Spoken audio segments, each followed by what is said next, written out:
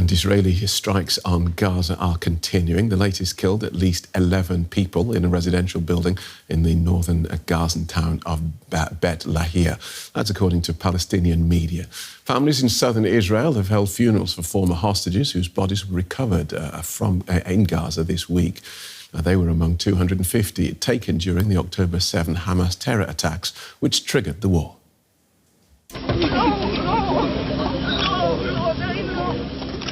Tears of anger and despair. Yagev Buchstav was kidnapped from Kibbutz Nirim on October 7th. Now his family and his whole community is laying him to rest.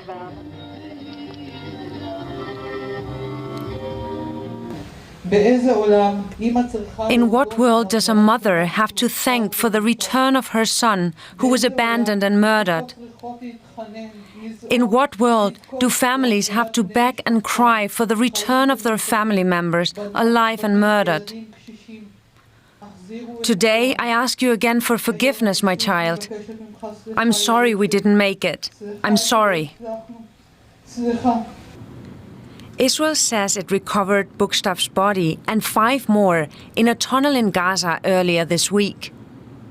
The army has come under heavy criticism for its failure to predict the October 7th attack and for its slow response that day. The outgoing head of Israeli military intelligence says the failures of October 7th will haunt him for the rest of his life. We failed in the most important mission we were entrusted with, giving a war warning. The ultimate responsibility for the failure of the intelligence division rests with me. According to Gaza officials, Israel's retaliatory military campaign has killed over 40,000 Palestinians in the Strip since the war started. Prime Minister Benjamin Netanyahu is under pressure at home and from abroad to reach a ceasefire deal with Hamas, but negotiations have been deadlocked for months. Many who attended the funerals of the Israeli hostages lamented the fact that months of talks have yet to yield a deal releasing the rest. This could have ended differently. They could have been brought back in March, and we could have extended the deal. And they could have returned alive. Then we wouldn't be in cemeteries today. Hamas is believed to still be holding around 110 hostages captured during the October 7th attacks. Israeli authorities estimate around a third are dead. Now, behind the scenes, negotiations over ending the war in Gaza are due to continue in Cairo.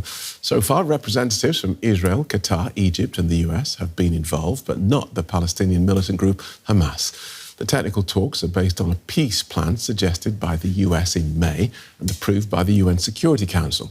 The plan includes a 6-week ceasefire, a partial withdrawal of Israeli troops and the return of hostages held by militants in Gaza.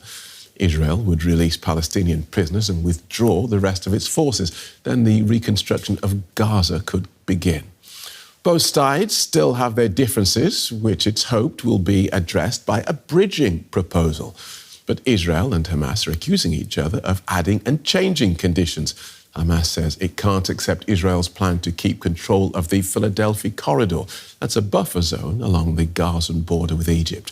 Nor can it accept Israel's demand of a veto over the release of Palestinian prisoners or its plan to search Palestinians for weapons before letting them return home to northern Gaza. There are fears that a wider war could erupt if a ceasefire doesn't come soon.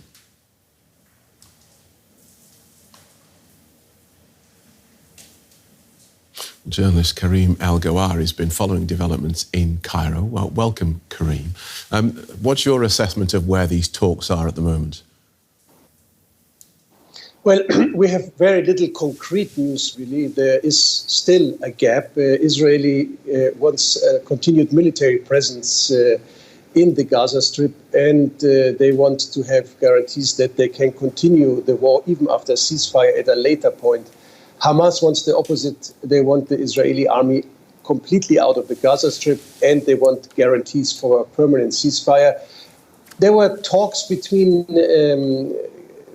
US President Joe Biden and Kamala Harris and Netanyahu yesterday. They're urging him to seal a deal, somehow a bit contradicting the optimism spread by State Secretary Blinken in the last days. There's also some indications from Arab officials from the mediating states, Qatar and Egypt, unofficial ones. Some say the US went too far accommodating Netanyahu with this continued military presence in the Gaza Strip.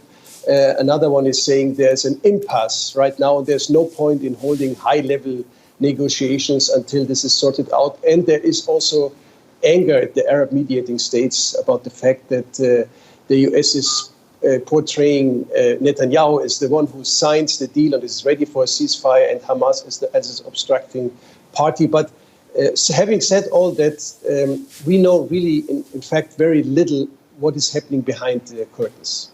Okay, so we're at this impasse. It sounds like roadblocks on both sides. And meanwhile, there is this threat of Iran and its proxies attacking Israel unless progress is made.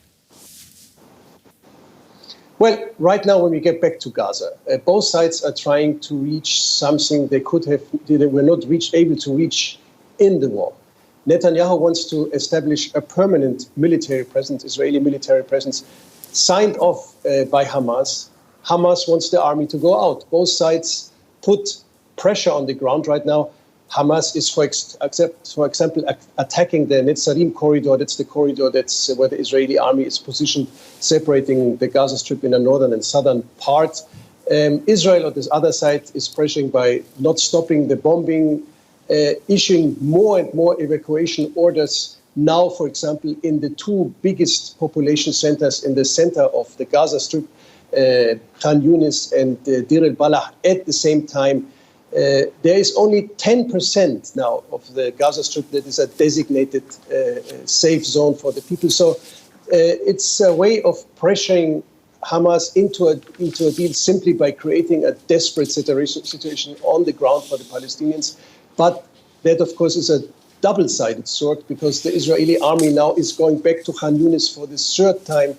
That shows that they cannot really destroy Hamas. Whenever they go in, they leave, they have to go in again. That counters, of course, somehow Netanyahu's claim to be able to eliminate Hamas militarily. And that, of course, increases the need for some kind of political deal. Okay, thanks for that, Kareem. Kareem Algari in Cairo. You're welcome. Meanwhile, police in Israel have clashed with Orthodox Jewish protesters in Jerusalem who are opposed to military conscription. 5 people were arrested. Officers could be seen beating and forcibly removing demonstrators. They blocked a road to prevent demonstrators blocked a road to prevent people summoned for military service from attending the enlistment office. Haredi Jews had long been exempt from military service until June, when the Supreme Court ruled they must be drafted.